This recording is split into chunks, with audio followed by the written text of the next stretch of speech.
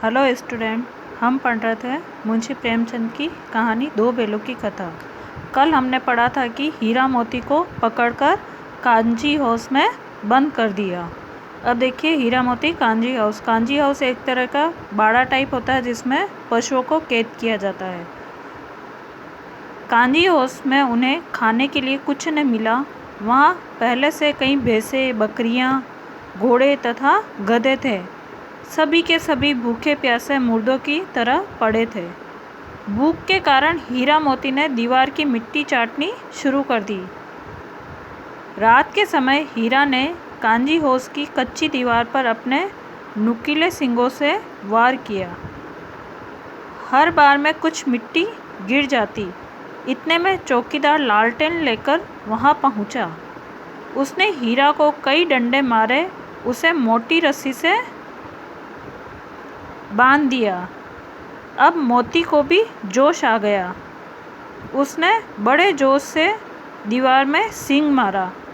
2 घंटे जोर आजमाइश करने के बाद उसने लगभग आधी दीवार गिरा दी।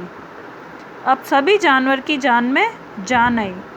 सबसे पहले घोड़ियाँ भाग निकली, फिर बकरियाँ और भैंसें भागी। गधे वहीं खड़े रहे, क्योंकि हमने पहले ही पढ़ा था कि गधे बहुत ही सीधे होते हैं।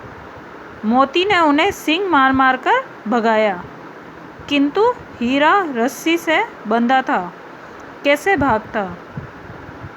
हीरा ने मोती से कहा कि वह भाग जाए, पकड़े जाने पर उसकी खूब पिटाई होगी। किंतु मोती बोला, मैं विपत्ति में तुम्हें छोड़कर कैसे जा सकता हूँ। वह भी वहीं सो गया। सुबह होते ही कांजी हाउस के कर्मचारियों में भूकंप मच गया।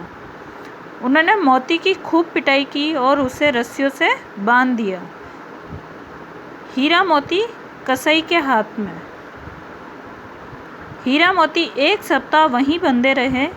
उन्हें खाने के लिए कुछ नहीं मिला, बस दिन में 1 बार पानी मिलता था।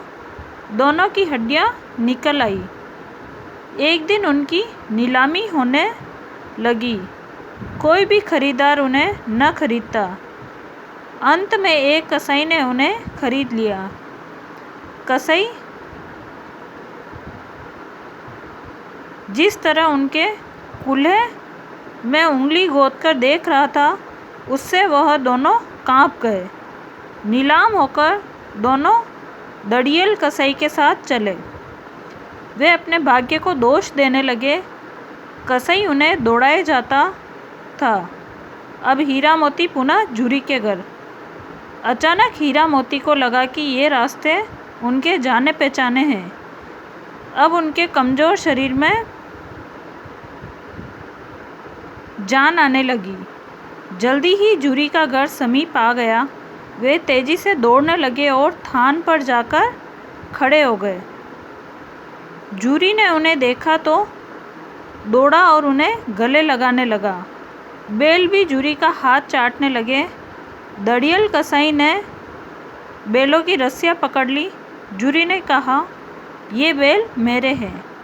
कसाई बोला, मैं इन्हें नीलामी से लाया हूँ। वह बैलों को ज़बरदस्ती ले जाने लगा। मोती ने उस पर सींग चलाया। कसाई दौड़ा। मोती ने उसे और दौड़ाया तथा गांव से दूर भगा दिया।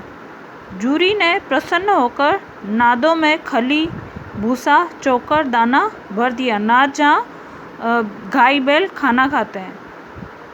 दोनों मित्र खाने लगे। गांव में उत्साह छा गया। मालकिन ने खुश होकर दोनों के माथे चूम लिए। ये हो गई अपनी कहानी समाप्त। कल हम इसके प्रश्न उत्तर करेंगे।